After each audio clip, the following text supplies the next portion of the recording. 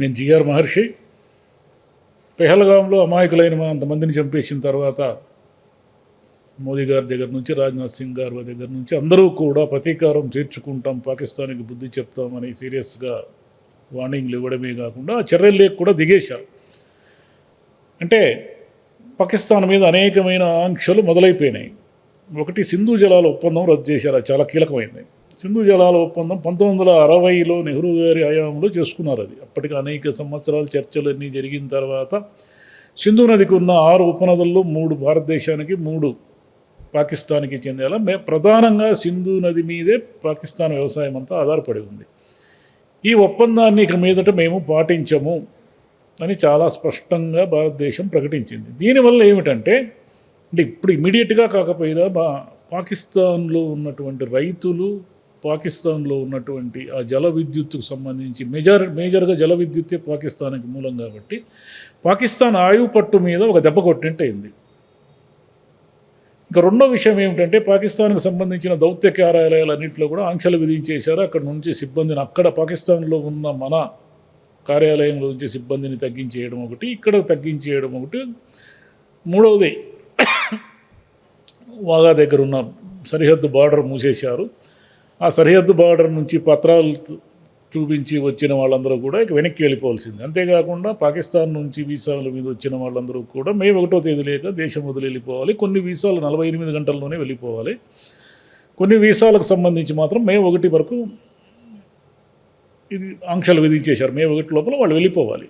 అంటే పాకిస్తాన్కు సంబంధించి ఇక ఏది కూడా మనకు వాళ్ళతో ఎలాంటి సంబంధాలు లేవు. ఒక రకంగా శత్రు దేశంగా పరిగణించేయడం అనమాట. అంటే స్నేహపూర్వక సంబంధాలు అంటూ ఇక పాకిస్తాన్తో ఏమీ ఉండవు. ఎందుకంటే ఇది పాక్ ప్రేరేపిత చర్య అనే విషయంలో ఎవరికి ఏమి సందేహం లేదు. పాకిస్తాన్ ఒప్పుకోకపోవచ్చు. పాకిస్తాన్ ఒప్పుకోకుండా మళ్ళీ బలూచిస్తాన్లో జరిగిన దానికి కూడా ఇండియానే కారణమని కూడా వాదించింది. పాకిస్తాన్లో ఉన్నటువంటి ప్రధానమైన ఆర్మీ చీఫ్ దగ్గర నుంచి గూఢచారి విభాగం అధిపతుల వరకు నిన్న మొన్నటి వరకు ఏం మాట్లాడినారు, కాశ్మీర్ అనేది మా నాళం వంటిది, మా నరం వంటిది, దాన్ని మేము వదులుకోము అన్నారు.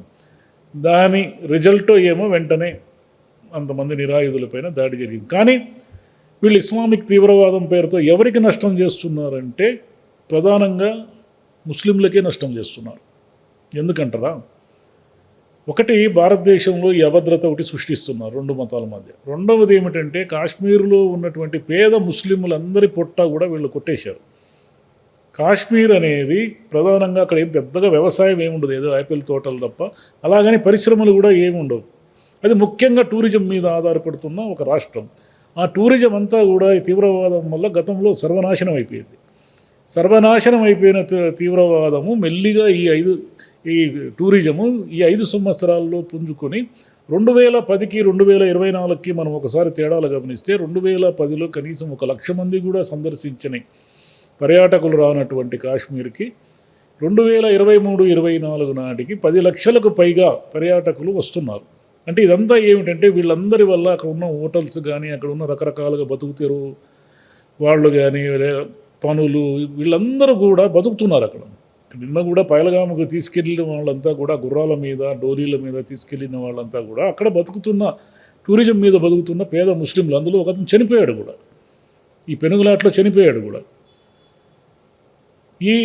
వీళ్ళు చేస్తున్న నష్టం అంతా కూడా కాశ్మీర్లో ఉన్నటువంటి స్థానిక ప్రజలకు ఎందుకు నష్టం చేస్తున్నారంటే, ఎప్పుడైతే కొత్త జనరేషన్ వచ్చిందో, కొత్త జనరేషన్ బతుకుదాం అనుకుంటాం, చనిపోవాలనుకోవడం లేదు. కాశ్మీర్ ప్రజలకు ఇంకో సమస్య కూడా ఏమిటంటే, వాళ్ళు కాశ్మీర్ను వదిలి వలస రాలేరు. వాళ్ళకు వలస వచ్చి అలవాటు ఎక్కడో చోట పనులు చేసుకొని బతకడం అనేది వాళ్ళకి ఆ కొండ ప్రాంతాలు, లోయ ప్రాంతాలు వాళ్ళకి చేత కాదు. మీరు బాగా గమనించండి, మనకు ఈవెన్ హైదరాబాద్లో కానీ ఎక్కడైనా సరే ఈ ఈస్టర్న్ స్టేట్స్ కానీ, లేదా బీహార్ నుంచి అనంతపురంలో అరటికాయల కూలీలు అందరూ కూడా బీహార్ నుంచి వస్తారు. అలా అనేక రాజస్థాన్ నుంచి ఎంతోమంది బతకడానికి, బతుకు తెరువు కోసం వస్తారు. మీరు ఈ దేశంలోని అన్ని ప్రాంతాల నుంచి కూడా రకరకాల కూలీల కోసం, ఉపాధి కోసం వచ్చేవాళ్ళు ఉన్నారు. కానీ మనం జాగ్రత్తగా గమనిస్తే కాశ్మీర్ నుంచి పెద్ద వలసలు ఏమి ఉండవు. అంటే పలానా పరిశ్రమలో కాశ్మీర్ వాళ్ళు ఎక్కువ పని చేస్తున్నారని చెప్పుకోవడానికి ఏముండదు. ఎందుకంటే వాళ్ళు అక్కడే ఆ పేదరికంలోనే అలాగే ఉంటారు తప్ప బయటికి రారు. కానీ వాళ్ళకి 5 సంవత్సరాల్లో మోదీ గారి ప్రభుత్వం తీసుకున్న అనేక చర్యల వల్ల ఏం జరిగిందంటే, విపరీతంగా టూరిజం డెవలప్ అయింది. వాళ్ళకు ఒక కాన్ఫిడెన్స్ వచ్చింది, మేము బతుక్కోగలము, మాకేమీ సమస్య లేదు, మేము ఆర్థికంగా బాగుపడగలము, బతకగలము అని. ఈ కాన్ఫిడెన్స్ ఎప్పుడైతే వచ్చిందో అప్పుడు పాకిస్తాన్కి అసలు సమస్య అక్కడ మొదలైంది. పాకిస్తాన్ ఏమంటే కాశ్మీర్ సొంతంగా ప్రజలు సొంతంగా బతకడం నేర్చుకుంటే ఇంకా మిలిటెన్సీ వైపు పోరు. మిలిటెన్సీ వైపు యువకులు ఎప్పుడైతే పోకుండా వాళ్ళు బతుకు తెరువు కోసం చూసుకుంటారో వీళ్ళ ఉగ్రవాదం అంతా కూడా వాళ్ళ నెట్వర్క్ అంతా కూలిపోతుంది. నెట్వర్క్ అంతా కూలిపోకుండా ఉండాలంటే ముందు ఆయువు పట్టు మీద కొట్టాలి అని ఆయువు పట్టు మీద దెబ్బేసేశారు. ఏమీ తెలియని అవంశం తెలియని వాళ్ళు ఏదో టూర్ కోసము, ఏదో హానీమూన్ కోసము, లేదా విహారయాత్రల కోసము వచ్చిన వాళ్ళందరినీ కాల్చి చంపారు. పైగా మతం అడిగి మరీ చంపారు. కానీ వీళ్ళు చేసిన అసలు హాని వాళ్ళు ఏదైతే నమ్ముతున్నారో ఆ ఇస్లాంకే హాని చేశారు వీళ్ళు. మిగతా వాళ్ళకంటే వాళ్ళు సొంతంగా చూసుకున్న హాని ఎక్కువ. రేపు సింధు జలాల ఒప్పందంలో మొత్తం పాకిస్తాన్ రైతులంతా కూడా నష్టపోతారు. పాకిస్తాన్లో పంటలు పండదు, ఆకలి కేకలు ఇవన్నీ వచ్చాయి అనుకోండి, అది ఎవరికి నష్టం అంటే సెల్ఫ్ సూసైడ్ అటెంప్ట్ చేశారు వాళ్ళు. దీనికి తోడు ఒక రకమైన యుద్ధ వాతావరణం నెలకొంది దేశంలో. అంటే మన సరిహద్దు దళాలన్నీ కూడా అప్రమత్తం అయిపోయినాయి. భారతదేశపు నీతి ఏమిటంటే ముందు నుంచి కూడా తన మీద దాడి చేస్తే దాడి చేస్తుంది తప్ప తాను ఎప్పుడూ కూడా సరిహద్దులు దాటి నియంత్రణ రేఖలు దాటి దాడి చేయలేదు. మీరు కార్గిల్ వారప్పుడు కూడా మనమేమి ఎల్ఓసి దాటిపోలేదు. ఒక సర్జికల్ స్ట్రైక్ మాత్రమే జరిగింది అట్లా. కానీ ఇప్పుడు ఏమిటంటే పాక్ కూడా ఈసారి ఏమరపాటుగా ఉండకుండా మొత్తం లాహోర్ నుంచి, కరాచీ నుంచి, ఇక్కడంతా ఆ ఏరియాల నుంచి అంతా యుద్ధ విమానాలన్నీ బార్డర్లకు తరలి వెళ్తున్నాయి. అంటే దీని అర్థం ఏమిటంటే యుద్ధానికి సిద్ధం అని అర్థం అనమాట. అంటే ఇటువైపు నుంచి కూడా సరిహద్దు దళాలన్నీ ఉన్నప్పుడు ఏమాత్రం చిన్న ఇది జరిగినా కూడా అక్కడ యుద్ధం వచ్చే ప్రమాదం ఉంది. దీనికి తోడు ప్రపంచ దేశాలలో మనల్ని బదనాం చేయడానికి కూడా ఈ దాడి జరిగింది. ఎందుకంటే మోదీ గారు సౌదీ అరేబియా వెళ్ళి అక్కడ, అంటే సౌదీ అరేబియా అంటే ఇస్లాం దేశాల్లో అత్యంత సంపన్నవంతమైన దేశం కాబట్టి వాళ్ళతో మంచి స్నేహ సంబంధాలు ఉండడం వల్ల ఏం జరుగుతుందంటే ఇరువైపులా కూడా వ్యాపారంలో కానీ అన్నింటిలో కానీ సంబంధాలు ఏర్పడితే ప్రమాదమని ఈ దాడి చేశారు. రెండవది ఏమిటంటే అమెరికా ఉపాధ్యక్షుడు ఇక్కడ ఉన్నప్పుడు ఇది ప్రపంచమంతా దీన్ని చూస్తుంది కాబట్టి. మూడవది ఏమిటంటే చైనా మీద భారీ సుంకాలు విధించడం వల్ల పెట్టుబడులన్నీ ఇండియాకి తరలి వచ్చి ఇక్కడ ఇండియాలో కార్మికులు కానీ వీళ్ళంతా కూడా ఈజీగా దొరుకుతారు కాబట్టి పెద్ద పెద్ద పరిశ్రమలు, పెద్ద పెద్ద కంపెనీలు ఇండియాకి తరలి వచ్చే ప్రమాదం ఉంది. కాబట్టి ఇండియాకి రాకుండా ఉండాలి అంటే ఈ రకమైన ఒక అభద్రతా వాతావరణము, ప్రమాదకర వాతావరణాన్ని సృష్టించాలి అని ఈ పేలగాం కాల్పులు జరిపారు. రేపు జరిగే అమర్నాథ్ యాత్రకి లక్షలాది మంది రిజిస్టర్ చేసుకోవడం వల్ల ఆ యాత్రని భగ్నం చేయడం ఒక లక్ష్యం. ఇప్పుడు కాశ్మీర్కి ఆల్రెడీ 90% మొత్తం ఈ సమ్మర్లో బుక్ చేసిన హోటళ్ళు, రిజర్వేషన్లు, రైళ్ళు, విమానాలు అన్నీ క్యాన్సిల్ అయిపోయినాయి.